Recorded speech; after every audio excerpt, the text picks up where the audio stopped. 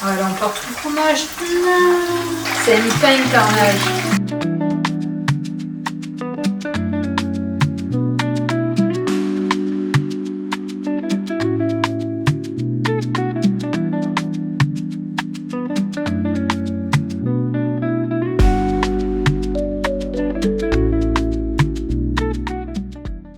Bon, j'avais besoin de faire un petit point de vie. Du coup, je me suis dit, pourquoi pas vous emmener avec moi dans cette expérience incroyable. Donc aujourd'hui au programme, on va faire des samoussas fromage. Donc je vais essayer de vous montrer la recette. J'espère que je pourrai les faire parce que j'ai qu'un espèce de cuiseur un peu bizarre. Et ouais, on va parler un peu de tout ce qui se passe dans ma vie. Là, ça fait un peu plus de 3 mois que je suis arrivée en Thaïlande. Donc on va voir un peu les leçons que j'en ai tirées et tout. Et je vous emmène avec moi. Let's go! On revient à un truc un peu plus brut, on va dire. Là, c'est vraiment en mode vêtements la case aujourd'hui. Il y a zéro effort vestimentaire, capillaire ou quoi que ce soit. Et on est repassé au français, sans transition. J'ai envie d'avoir un peu une discussion posée, donc on va la faire en français tranquillement. Et puis voilà, donc encore une fois, ça va être un mix de vidéos de cuisine et de chit-chat, on va dire. Du coup, je vais vous montrer ce qu'il vous faut pour faire les samoussas fromage. Il y a très peu d'ingrédients. Donc, pour commencer, le plus évident, il faut de la pâte à samoussa. Ça sort du congélateur, il faut le conserver dans le congèle. Et en général, une fois que c'est sorti, ça se conserve pas très bien. Donc, si vous pouvez décoller les feuilles à l'avance, le nombre dont vous aurez besoin, faites-le. Et sinon, bon courage pour réutiliser la pâte, sinon il faut tout faire d'un coup. Ensuite, niveau outils, je vous conseille une planche à découper. Ce sera mieux pour poser vos feuilles dessus. Et normalement, il faut un torchon humide pour mettre la pâte dessus. Et pareil, je n'ai pas de torchon. Donc, ce qu'on va faire, c'est que ma planche à découper est un peu humide. Donc, je vais la laisser comme ça, je ne vais pas totalement la sécher. Et on va faire directement dessus en espérant que ça marche. Deuxième ingrédient dont vous aurez besoin, donc là ça va être assez évident, ça va être du fromage parce qu'on fait des samoussas fromage. Donc moi j'ai toujours fait avec la marque Kiri, donc je vous conseille. Mais en fait vous n'allez pas faire qu'avec du Kiri parce que sinon ce serait un peu Vous allez mélanger ça avec du gruyère, sauf que je n'ai pas trouvé de gruyère ici. Donc on va mélanger avec de la mozzarella. À tout moment, ce sera dégueulasse sa mère. Mais on fait avec ce qu'on a et on fait avec le moins cher aussi. Donc on a espoir. Et puis pour sauver un peu le tout et rajouter du coup, ingrédients, j'allais dire essentiels, mais du coup non, c'est plus si vous avez la chance d'en trouver là où vous êtes, ça rajoute vraiment quelque chose en plus. C'est des oignons verts. Voilà. Donc on va commencer par couper les oignons verts, par les laver aussi. Et ensuite on va préparer le mélange, la farce pour mettre dans les samoussas. Et on va préparer aussi autre chose, ça j'ai pas précisé, c'est qu'il vous faudra de la farine et de l'eau. Et ça ce sera pour faire mes samoussas, mais je vais vous montrer après comment on fait ça. Let's go!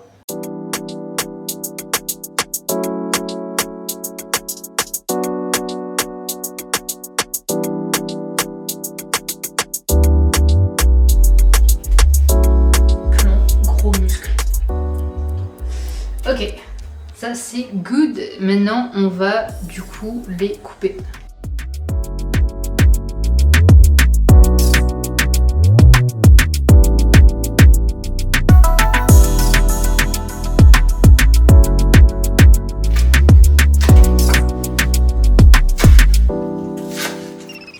On va commencer notre petit bilan des 3 mois en Thaïlande. Justement, ça c'est un des trucs qui est toujours un peu compliqué pour moi, c'est de devoir manger à l'extérieur très souvent.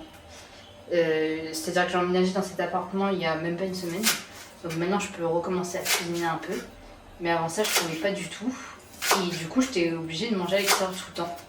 Et déjà c'est un peu frustrant parce que moi j'aime bien cuisiner de base, et en plus il y a le truc de ça rajoute une charge mentale et une angoisse sociale. Qui est de devoir aller vers des gens absolument tous les jours, midi et soir du coup, parce que sinon en fait je mange pas. Donc je suis obligée de sortir de ma zone de confort, d'aller voir des gens. Et en plus, le nouveau quartier dans lequel j'ai emménagé, c'est majoritairement des locaux. Et du coup, il n'y a pas forcément les menus en anglais à chaque fois. Et alors, moi, je suis totalement dans la démarche d'apprendre le thaï. Je trouve que c'est hyper important pour préserver la culture d'un pays. Genre, j'ai pas envie de débarquer comme ça et juste prendre les trucs qui me plaisent et genre pas m'intéresser justement à leur histoire, à leur culture, à leur langue. Du coup, j'essaie d'apprendre le thaï, mais vu que j'apprends toute seule, c'est extrêmement long.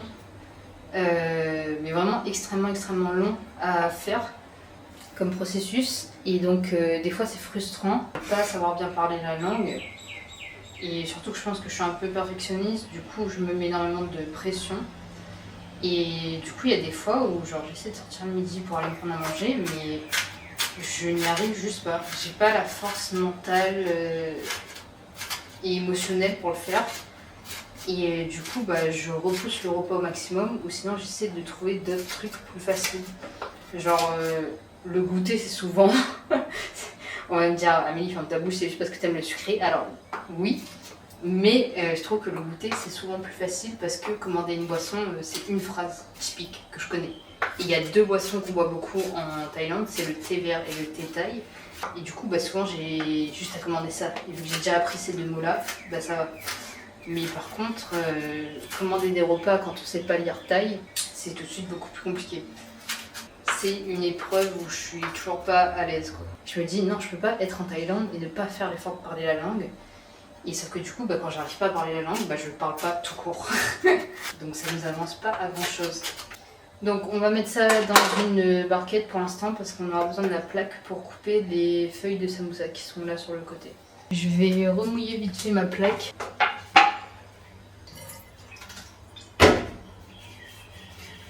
Qu'il faut que ça soit pas non plus trop mouillé parce que sinon ça va déchirer les feuilles après. Donc c'est assez technique. Donc si vraiment vous avez un torchon, prenez un torchon, mouillez-le un peu et mettez vos feuilles de samoussa dessus, ce sera beaucoup plus pratique. Donc ça, on va les découper dans un instant. On va préparer la farce d'abord. Après on va s'installer à table et on pourra commencer à faire les pliages. Ok, donc on va prendre ce bol. On va prendre du coup notre kiri et notre gruyère si vous en avez, ou de l'emmental râpé. Si là vous avez une fourchette pour bien écraser et mélanger le tout, c'est nickel. Au final, je vous dis, on fait un mélange de chit-chat et cuisine. Bon, c'est principalement cuisine quoi. Mais encore une fois, je suis contente de partager des recettes. Bon, après vous allez me dire, kiri, oui c'est bien traditionnel de la Réunion et de toute la culture réunionnaise. Bon, je sais, encore une fois, c'est peut-être pas la recette que tout le monde utilise. C'est la recette que ma mère m'a apprise. Et en fait, pourquoi le kiri? Parce que vous allez me dire, en plus, c'est même pas un fromage de qualité, pourquoi tu te fais chier? Et en fait, c'est parce que le kiri, ça permet de coller le fromage râpé ensemble, de faire un truc plus gluant. Parce que sinon, le problème, c'est que une fois qu'on va faire cuire les samoussas, tout va sortir du samoussa. Donc, c'est pas incroyable. Alors que là, ça va lier en fait le fromage râpé. Ça va permettre d'obtenir un truc où le fromage reste bien et on a des samoussas bien remplis. C'est des quantités hyper approximatives. Donc en fait, on va vraiment juger à la texture. Enfin, un truc semi-collant, semi-effrité.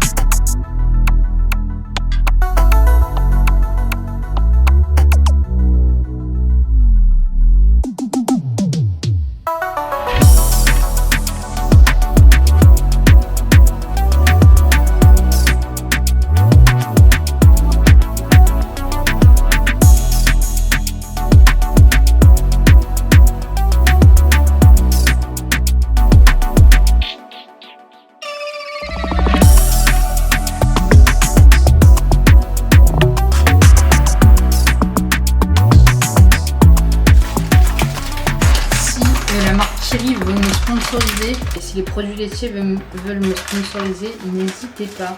Pour ceux et celles qui aiment bien avoir des mesures exactes, dites-vous que là j'ai utilisé à peu près 7 kéris pour 200 g de mozzarella râpé. Mais après, encore une fois, c'est à voir à la texture. Donc là, on a un truc à peu près comme ça. C'est pas grave si c'est pas totalement bien mélangé, parce que de toute façon, on va les prendre à la main. Donc on pourra bien mélanger directement à la main. Donc ça, je vais aller les déposer sur la table. Et maintenant, on va passer à la pâte qui va aider à lier le samoussa à la fin du pliage. C'est parti. Donc là, ça va être assez simple. On va prendre une tasse. Je vais avoir besoin d'une cuillère. Et il va nous falloir de la farine. Donc on va mettre un ratio où la farine est plus importante que l'eau.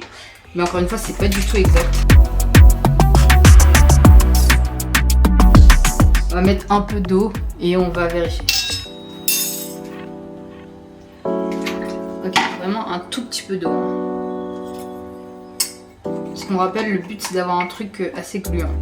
Donc rajoutez de l'eau au fur et à mesure, comme ça vous êtes sûr que vous ne vous retrouvez pas avec un truc totalement liquide.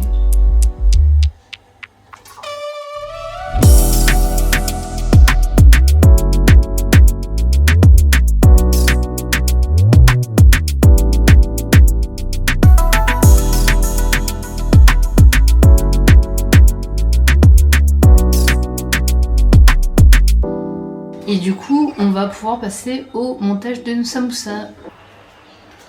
Ok, là on passe enfin aux choses sérieuses. Et je vais vous montrer un peu déjà la base. Donc là, normalement, vous avez votre farce. Vous avez votre pâte pour fermer les samoussas. Vous avez votre pâte à samoussa. N'hésitez pas à la réhydrater si elle devient un peu sèche. Et je vais récupérer mon couteau pour couper la pâte. Donc là, normalement, vous avez plus ou moins un carré. Ça dépend de la taille du samoussa que vous voulez faire, mais je vais essayer de couper ce carré en 4 bandes. Ok, donc je vous montre vite fait. Là, on a les 4 bandes comme ça. J'essaie de vous montrer vite fait le pliage. Donc là, vous avez vos 4 bandes normalement que vous avez coupées. Bon, des fois, il y a des petites bandes qui se déchirent à cause de l'humidité, c'est assez fragile. Mais du coup, ce que vous allez faire, c'est que vous allez prendre une de vos bandes. Vous allez faire donc un premier pli où vous allez ramener ce coin-là pour la battre contre la ligne à droite. Donc le premier pli, normalement, ça donne ça. Ensuite, ce que vous allez faire, c'est que vous allez rabattre maintenant le coin en bas à droite sur cette ligne-là. Donc ça donne ça. Vous allez prendre du coup votre garniture et la mettre dedans en essayant de l'enfoncer au maximum sans déchirer la pâte. Donc on fait gaffe, on y va doucement quand même.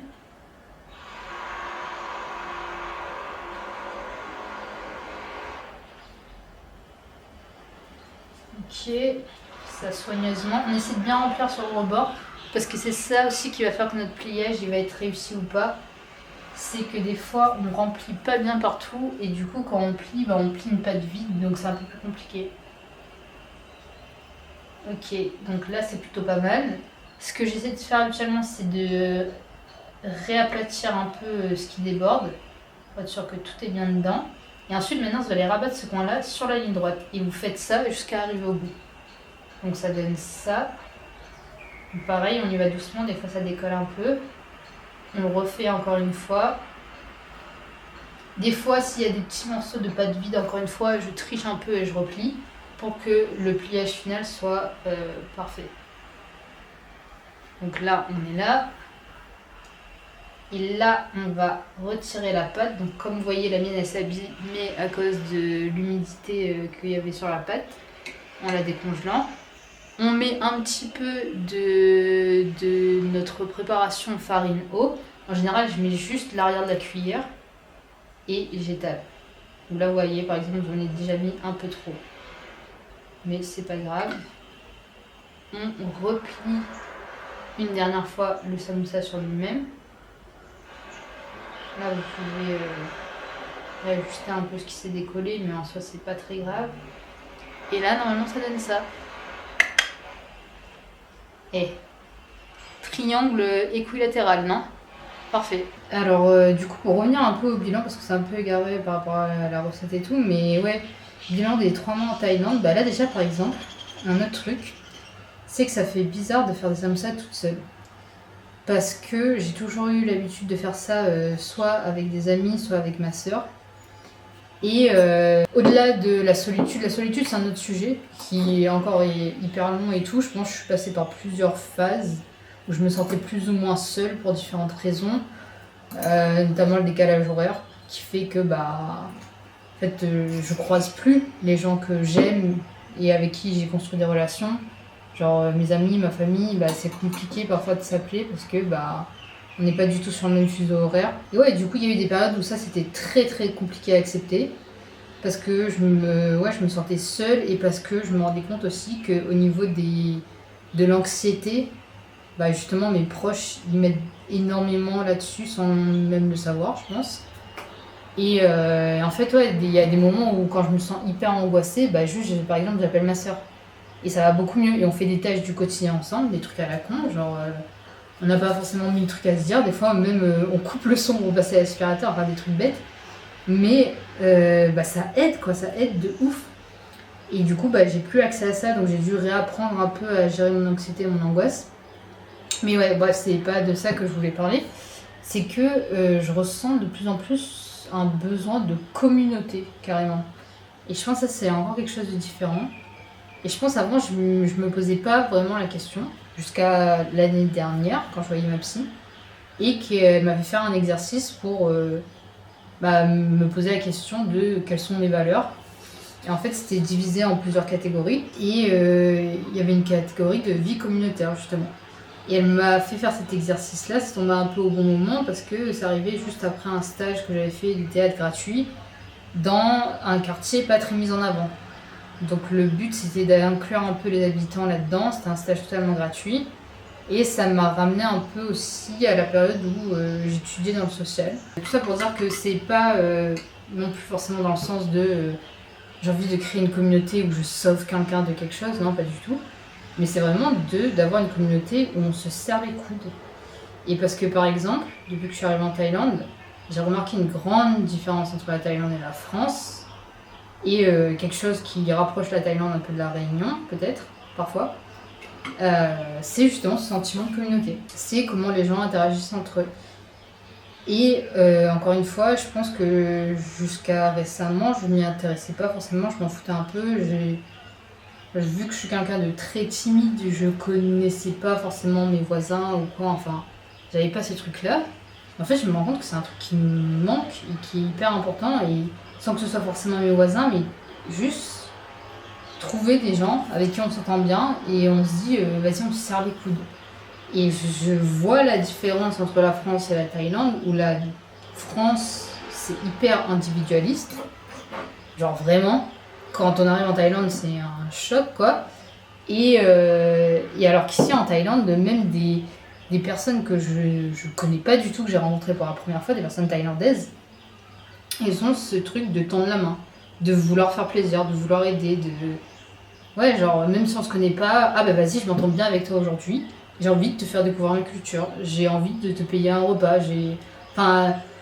et ça me choque, parce que pareil, je pense en France, on a un peu ce truc de dire oui, mais moi je suis dans la merde donc je peux pas aider. Bah oui, en Thaïlande, les gens, pas tout le monde bien sûr, mais il y a plein de gens dans la merde, financièrement je veux dire, ou genre au niveau professionnel, et ça n'empêche pas de se serrer les coudes. C'est pas parce qu'on est dans la merde qu'on commence à se marcher dessus les uns les autres pour essayer de survivre. Et ça je trouve ça hyper intéressant. Et du coup, au fil des rencontres que je fais aussi, je me dis, ouais, j'aimerais bien construire une communauté. Je sais pas encore autour de quoi exactement, mais ouais, genre ça me paraît assez important. Et en parlant de vie sociale, j'ai pas mal de potes qui quittent Chiang Mai en ce moment. Juste au moment où moi j'ai décidé de rester. Et du coup, je sens que c'est le début d'un nouveau cycle aussi. Et ça m'a fait me poser pas mal de questions. Parce que, genre, même si c'était pas pour moi la fin de cette aventure, Du coup, ça faisait bizarre de voir d'autres personnes passer à autre chose et commencer une nouvelle aventure. Et j'ai demandé à mes potes c'était quoi leur bilan depuis qu'ils sont arrivés en Asie. Et on en a parlé un peu.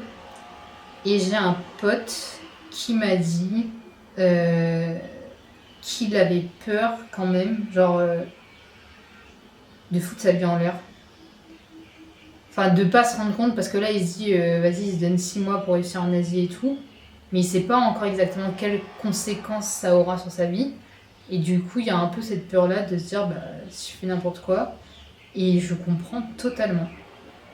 Parce que de base, le projet pour moi, c'était de me donner 3 mois en Thaïlande pour me redécouvrir, pour apprendre à aimer mes origines asiatiques. Et sauf qu'au final, j'aime tellement la Thaïlande et surtout j'aime tellement Chiang Mai que j'ai envie de rester plus longtemps. Mais il y a eu un gros moment d'hésitation où en fait mon billet retour il était déjà réservé. Et du coup, j'étais là en mode, bah, je monte dans cet avion ou je reste en Thaïlande et je prends un autre billet, je me débrouille par avoir un autre visage. Et ouais, c'était un peu compliqué parce que je me suis dit, bah là, je vis que sur mes économies. Et ça se trouve, ouais, je suis vraiment en train de foutre ma vie en l'air. Et je pense qu'il y a aussi le truc de avant, je trouvais toujours des moyens de voyager à travers des programmes, des trucs comme ça et tout, et ça a toujours bien marché pour moi. Mais là, en fait, j'ai un prêt étudiant à rembourser. Et je me dis, je déteste être dépendante de quelqu'un ou d'une organisation.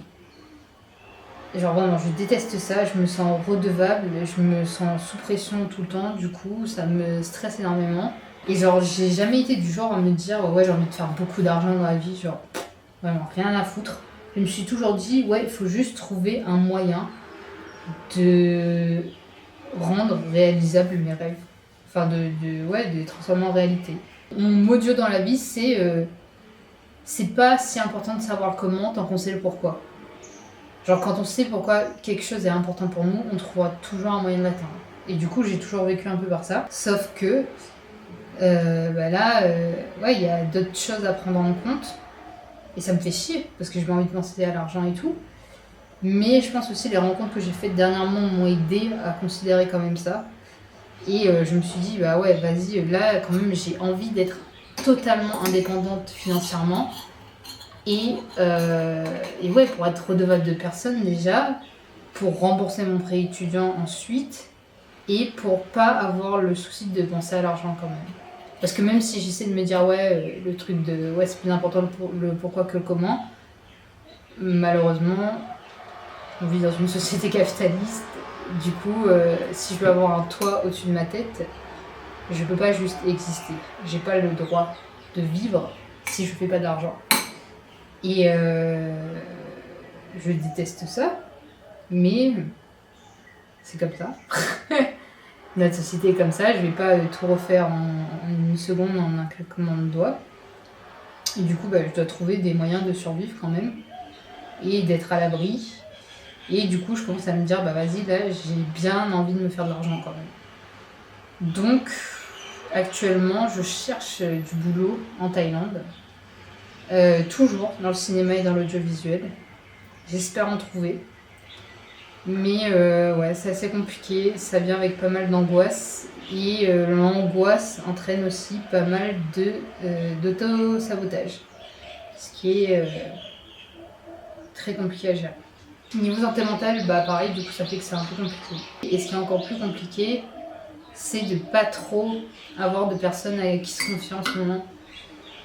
Parce que du coup, bah, les gens que je rencontre, et j'ai fait de très belles rencontres, il y a des gens avec qui je m'entends super bien. Je me suis fait une copine, c'était hyper naturel, on a parlé de trucs hyper profonds direct. Mais c'est pas toujours le cas, et puis voilà, encore une fois, c'est des personnes qui sont en voyage, qui viennent, qui partent, qui continuent leur bout de chemin aussi. Donc il n'y a pas de soutien émotionnel stable, on va dire. Parce que c'est des gens que je viens de rencontrer et qui, voilà, encore une fois, font leur propre vie aussi. Et que, comme je l'ai dit avant, bah, les gens avec qui je sais que je peux trouver un soutien émotionnel, bah, il y a le décalage horaire, il y a d'autres choses, il y a le fait qu'elles vivent leur propre vie aussi. Genre, c'est pas parce que moi je suis partie à l'autre bout du monde que leur vie s'arrête là. Du coup, c'est pas simple. Et puis aussi le truc de, je me rends compte qu'il y a plein de gens qui sont pas forcément hyper à l'aise pour parler totalement de santé mentale. Genre même si on en parle de plus en plus, ça a ses limites. Et je sais pas à quel point je vais aller profondément dans cette discussion justement, mais alors, je sais pas, il y a des trucs qui sont très très durs pour moi au niveau de la santé mentale. Il y a des trucs qui...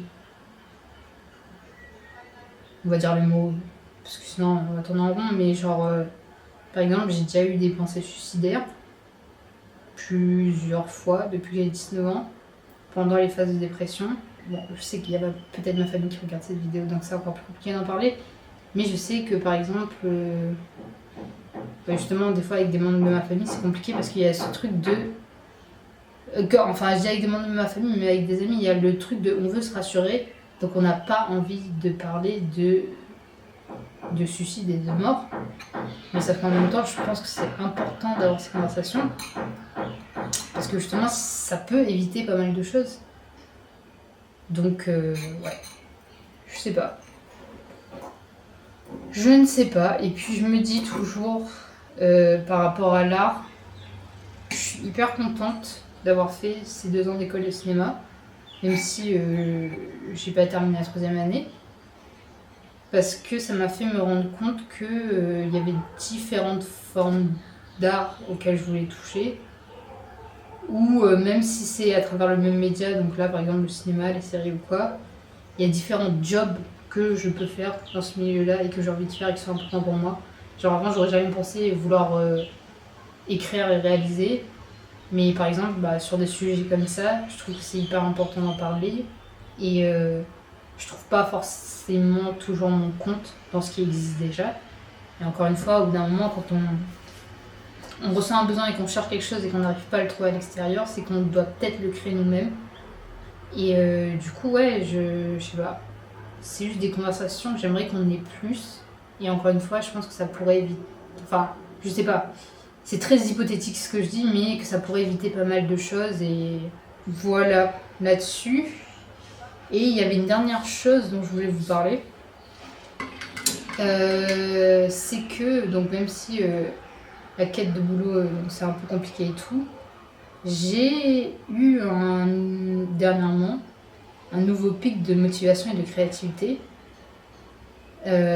qui, pareil, ça va et ça vient, mais un pic de créativité qui m'a poussé à faire une vidéo documentaire sur un groupe de musique que j'ai rencontré en Thaïlande. Ils sont excellents, je les aime trop. Et du coup, je les ai suivis pendant une semaine dans tout ce qu'ils faisaient. Et c'est un groupe de musique très jeune pour le coup. Genre, ils ont entre 16 et 22 ans. Et ils m'ont énormément inspirée. Et à travers les interviews qu'on a faites, j'ai appris pas mal de choses d'eux. Et même du fait de les suivre pendant leurs concerts, leurs spectacles et tout, j'ai appris pas mal de choses. Et je me suis reconnectée entre guillemets, je me suis reconnectée à l'idée, mais pas forcément à l'action, mais je me suis reconnectée à l'idée qu'en fait, je pense que j'ai vraiment envie de faire du spectacle vivant. Genre, ça a toujours été mon rêve d'être actrice. Je me suis beaucoup sabotée là-dessus. Je me dis souvent que je suis pas à la hauteur, que j'ai pas été formée, que du coup comment je pourrais trouver du boulot et que ceci et que cela. Mais au-delà du fait de trouver du boulot, je pense que des fois il faut se détacher de ça aussi et se dire je fais les choses que j'aime parce que je les aime. Ça en plus si j'arrive à me faire de l'argent sur ça, sur le fait de faire des choses que j'aime, mais principalement je l'ai fait parce que c'est une nécessité, parce que c'est en moi, parce que ça me parle. Et donc grâce à ce groupe de musique, je me suis reconnectée à ça et au fait de me dire mais en fait c'est trop important pour moi, genre je pense vraiment que c'est un truc qui me tient à cœur et je pense aussi que pendant très longtemps j'ai laissé un peu les préjugés que les gens avaient de moi prendre le dessus et du coup je me suis très peu autorisée à vivre cette partie de moi et je pense aussi comme je suis quelqu'un de très anxieuse et qui réfléchit beaucoup, j'ai eu tendance à moi-même dans ma vie genre me catégoriser là-dedans, à me dire mais de toute façon j'ai toujours été bonne à l'école, j'ai toujours beaucoup réfléchi donc forcément c'est un truc intellectuel dans lequel je serais, ou même là par exemple le fait d'avoir fait une école de cinéma, c'était me dire ok bah maintenant j'apprends à écrire, j'apprends à réaliser, peut-être que c'est que ça que je ferais, peut-être que je mérite pas d'être devant la caméra, peut-être que genre il faut faire travailler mon cerveau et tout, sauf qu'en fait non, moi j'ai vraiment besoin d'un équilibre, et mon équilibre je le trouve dans le fait de faire des choses qui me rendent vivante aussi, même si encore une fois réaliser ça me fait me sentir vivante aussi. Mais c'est différent parce qu'il y a beaucoup de préparation, beaucoup de réflexion.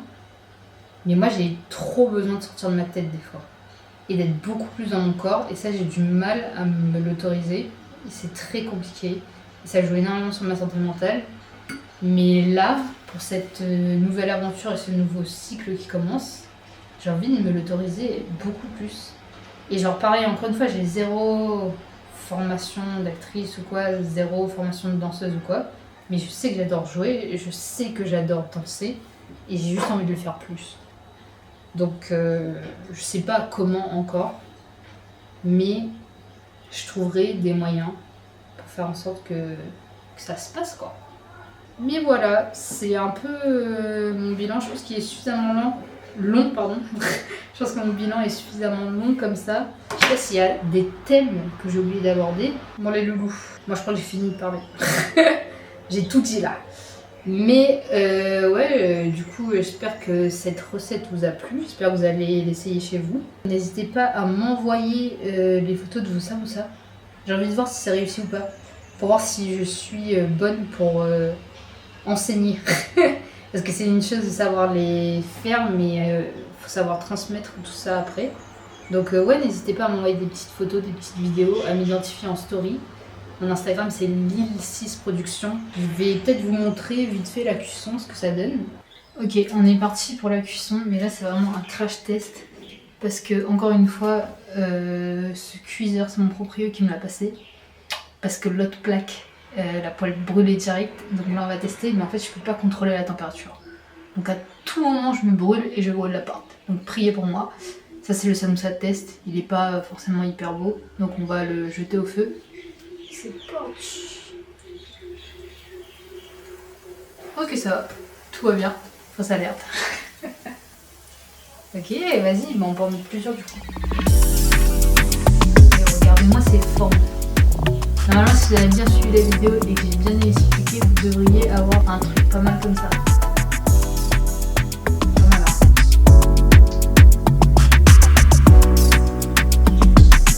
Ok, nickel. Et tout ça, on va mettre au congèle du coup. Et comme ça, on pourra les frire n'importe quel moment quand on voudra. Donc à peu près une trentaine de samoussas pour 200 grammes de mozzarella, mais du coup il m'en manquait un peu vers la fin. Et je crois que j'ai rajouté encore deux ou trois kiri vers la fin. Donc en vrai, ouais, vous voyez large. Mais du coup, ouais, le temps que ça cuit, je voulais vous parler d'autre chose. Et c'est de la honte en fait. Genre le concept même de la honte. Ça a été un gros choc culturel pour moi en Thaïlande.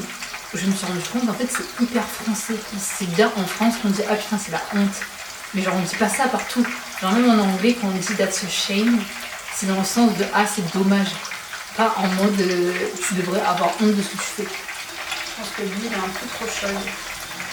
Je vais éteindre. Puisque encore une fois je peux pas contrôler la température, j'ai pas une friteuse normale là. Et parce que sinon on est en train de tout perdre. Ah c'est chier. Je pense que ça chauffe beaucoup trop vite et du coup ça n'est pas une carnage. Normalement il devrait être un peu plus doré mais là. Oh putain fichier, ils ont tout explosé alors j'avais trouvé la bonne technique hein. Ça fait partie des aléas du direct. Voilà.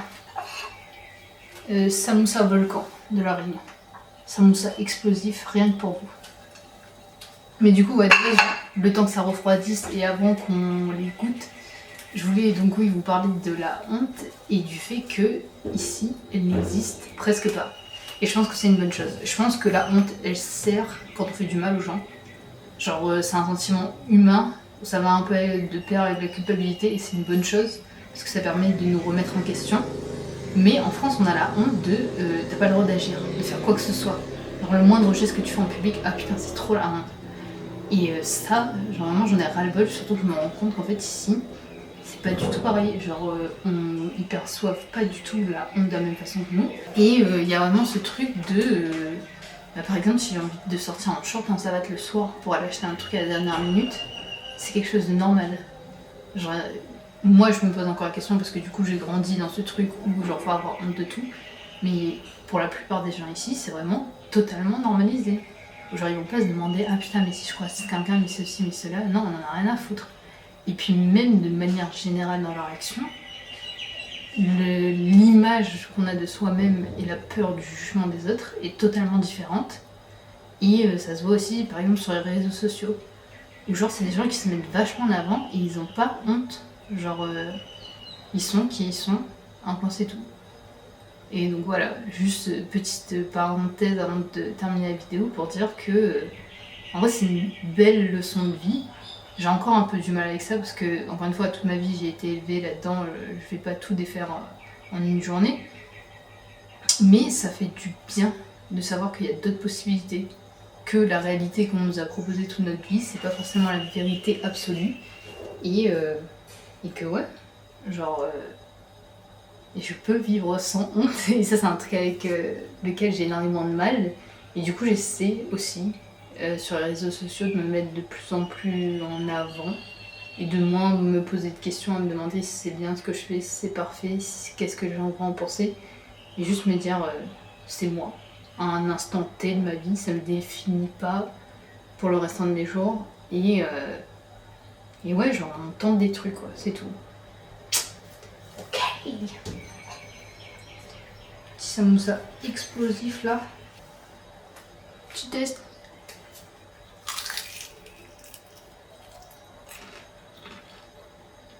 Donc c'est là. Incroyable. On se retrouve dans une prochaine vidéo. Peut-être pour une prochaine recette ou pour autre chose. N'hésitez pas à me dire en commentaire ce que vous voulez voir. Je prends en considération les commentaires précédents. Je sais que quelqu'un voulait voir plus de vidéos de bouffe thaïlandaise. J'avoue que des fois j'ai du mal à être à l'aise à l'extérieur. Du coup ce sera peut-être plus sur mon compte TikTok ou Instagram que vous pouvez retrouver dans la description, où je ferai des vidéos un peu plus courtes et filmées un peu plus à l'arrache, au téléphone, un peu plus discret. Et ouais, où je teste de la nourriture thaïlandaise. Ciao!